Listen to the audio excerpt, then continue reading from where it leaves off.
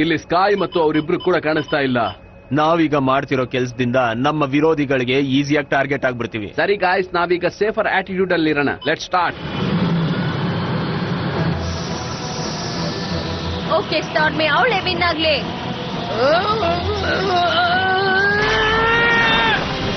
ಓ, ಏನಾಗ್ತಿದೆ? ಓ ಇಲ್ಲ, ಅವರು ಅವ್ರ ಲೈಟಿಂಗ್ ಸ್ಟ್ರೈಕ್ ಇಂದ ಹೊಡೆದು ಬಿಟ್ಟಿದ್ದಾರೆ. ನಾನು ಗೊತ್ತು ಅವ್ರು ಎಲ್ಲಿಂದ ಬಂದ್ರು ಅಂತ.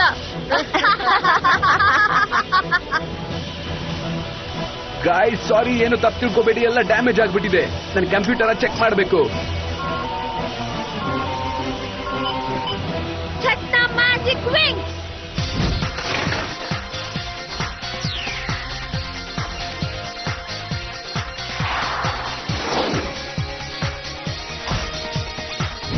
ಟೆಕ್ನ ಯಾಕೆ ಟ್ರಾನ್ಸ್ಫರ್ ಮಾಡ್ಕೊಂಡೆ?